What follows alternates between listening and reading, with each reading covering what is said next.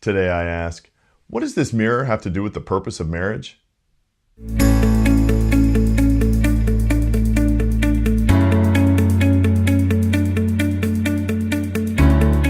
Hey everybody, my name is Scott Vermillion. Thanks for tuning in today. We are talking about becoming one in marriage.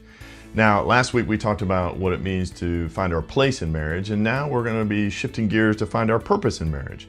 And for many of us, it seems like a no-brainer, right? The purpose of marriage is to find someone who will love you for the rest of your life. But I will say that that is categorically not the purpose of marriage, because the purpose of marriage is actually the opposite of that. Is to find someone that you are going to commit to for the rest of your life, to say in every way you can that I am committed to showing and expressing love to that other person as long as I have breath. And it's very easy to confuse the two. We can get upset, or we can be disappointed, or things not work out the exact way we thought they would be. And now we start to begin to think about our own happiness. We begin to elevate our own happiness and begin to say, you know, what really matters most is that if I'm happy in this marriage, not if you're happy in this marriage. Or we can begin elevating our own sense of fulfillment or accomplishment. And so we want to achieve certain things, and we want to move somewhere in life, and this other person is dragging me down from accomplishing those grand and great goals. Or we can say, you know, I want to feel something deeply in my life, and you want to just have fun and not even think about any of these things, and there's no connection between us anymore. And all of that those disappointments in our life can have us focus in on ourselves and begin to think, well, what am I getting out of this marriage? Isn't the purpose of it is to find someone who will love me for the rest of my life? It's close, but it's so wrong. It's so far off, because the point of marriage is to be someone who's going to express love to the other person in a context of grace for the rest of your life. And where we go to find this is, our help on this is Genesis 1. Genesis 1, 26 and 27, God says, let us make man in our image. Let us make them female and male. And as he just distinctly makes two different genders, he says that these two humans, this maleness and femaleness, is to express or to convey or to reflect or to give witness to my image. They're to bear it. They're to hold on to it. They're to reflect it.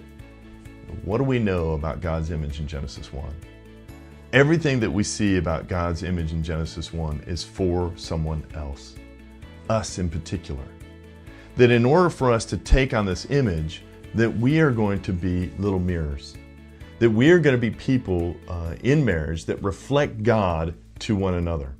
And when we get a taste of that, when we begin to understand that our purpose in marriage is to reflect all of who God is to my spouse, that every piece of goodness, every act of love and generosity and grace and courage to move towards someone else, especially when they blow it, that is what we're built for and designed for. That's what this whole thing of marriage is all about. Then all of a sudden, we begin to shift gears. We begin to understand that, wait a second, it's not about what I get out of this deal. It's what I give in this deal. It's what I'm expressing in this deal.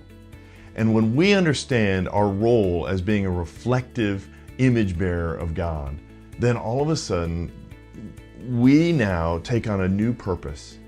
And that no matter how our spouse responds to us, we become like Christ. And as the more our spouse reflects Christ back to us, we begin to see who God is. And we begin to understand fulfillment in a new way.